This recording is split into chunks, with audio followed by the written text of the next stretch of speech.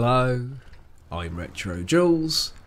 I get to watch my videos back a lot, whether it's during the process of making a video, checking when it's all rendered that it all works, and then finally watching it on YouTube hundreds and hundreds of times to get my viewings up. Just kidding, or am I? But I have the luxury of watching my own footage, critiquing it, learning from it, looking back in retrospect and trying to learn from the mistakes that I make. And if I don't notice the mistakes that I make, some of you guys most certainly do. So I've just gone up to my favourite spotting position, those little clump of bushes on the top of that ridge, which I always head for no matter which side of the map I spawn from. And I'm being engaged by a very annoying, persistent light tank. And I was 50-50 whether to go over the bridge or through it, and changed my mind at the last minute, knowing damn well with my driving skills I was going to come to a complete stop and not make it through those arches, but made a bit of a meal of going over the top. So this game ordinarily would be a good game. You'd get to the end of this game, look at the result and go, yeah, I'm happy with that game, that was good. And I did initially, and then I realised that I've been tanking for 3 years, I've been making videos for 2 years, I'm always trying to improve my tanking, and I kind of realised that actually I could and should have saved this game, and instead of being just a decent game to show on a video, it would have been quite an epic clutch save the game. So I'll spoil it for you now. It's not going to be, but I wanted to show you anyway. And just, you know, when you watch your own games back, you think, how long is it going to take for me to fix my commander? Because my view range is down. And it's been a good few minutes since he's been taken out.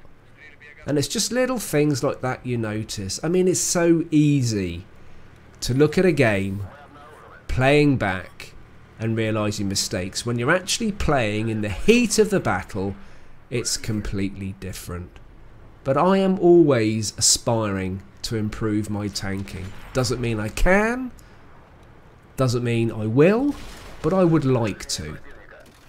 So this STI, bit of a pain and a very lucky auto aim to take its tracks out, and I think of abandoning it, and then I realise that our light tank, I think it's a T49, yes it is going to go in for it too, and I think, well, I need to support that tank and no way can the STI focus on us both, and I have the speed to be really, really annoying. Really annoying to the point that this is the sort of gameplay which made me stop playing heavies, because this used to annoy the hell out of me when a stupid little mosquito of a light tank would keep buzzing around your tank and absolutely annihilate you. And this STI does not stand a chance between the two of us light tanks, and even the enemy light tank at E3 doesn't seem to know what's going on and isn't coming to its buddy's rescue. One more shot should do it. Oh, so close. Okay, one more shot and that STI is absolutely interested in me, and a lucky last shot finishes it off. 12 tanks spotted, 1 assisted, 7 damage ribbons, 2 criticals, and the first tank destroyed. And ooh, Scarecrow. I've never noticed scarecrows on this map before. So, I deem it clear to run through this part of the map and go red square hunting. We have the absolute advantage in this game at the moment, I think. 2 tanks up, 3 RT in play, and I reckon that if I come and find the red juicy squares at the back of the map and take them out, we will be at a massive advantage.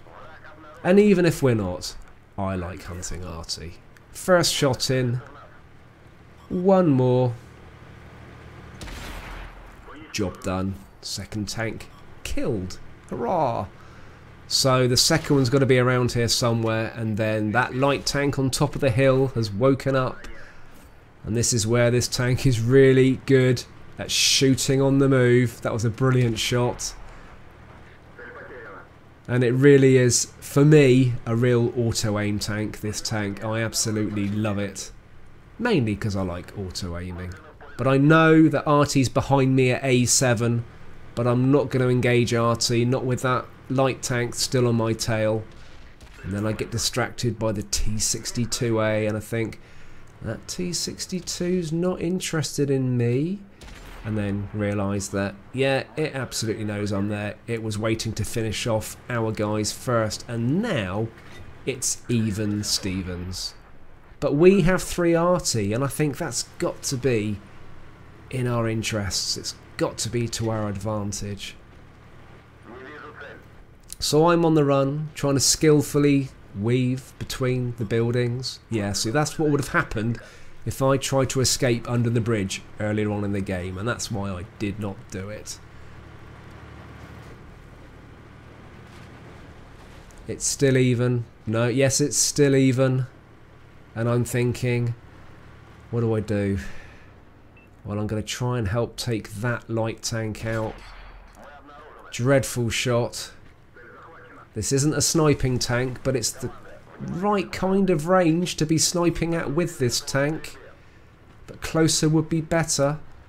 And I'm just sat a little bit too high on this ridge, and I'm not watching the mini-map, and I'm a little bit exposed. I should have rolled back a little bit, but I'm determined to try and get a shot in this 1390, and I get one in, and it gets tracked. But I took a shot in the process, but the light tank is taken out.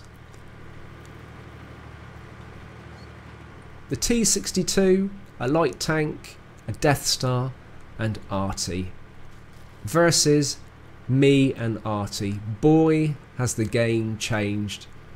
So I'm kind of abandoning Artie a little bit because it needs me to spot, but I can't help thinking that if Artie is still in play, we really don't stand a chance. As soon as our Artie is lit up, their Artie's going to take it out. So I take that chance to take Artie out of the game.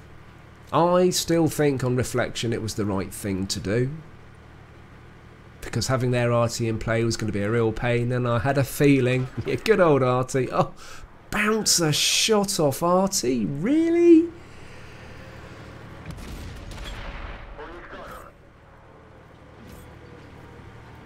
Right, Artie taken out. So, T62A, the light tank, and the Death Star. And they are capping. We've still got Artie in play, but we're about to lose Artie to their light tank. So unfortunately, I didn't get back in time. There's a Death Star. Just snap a shot on the move. You never know. So we know where the Death Star is. We know where the T62A is. It's capping. And there's the light tank that took Artie out. So I know where the tanks are. I know what they are. Don't have a lot of health. Plenty of time, really, on the countdown. So I decide that the light tank is probably the easiest to take out and probably the most of a threat to me at the moment. That Death Star is going to be trundling slowly over the hill, and there it is at F3. I just keep on the move because I know how difficult I am to hit on the move, and I want to take the light tank out. Easy auto aim, and this is where it all goes wrong.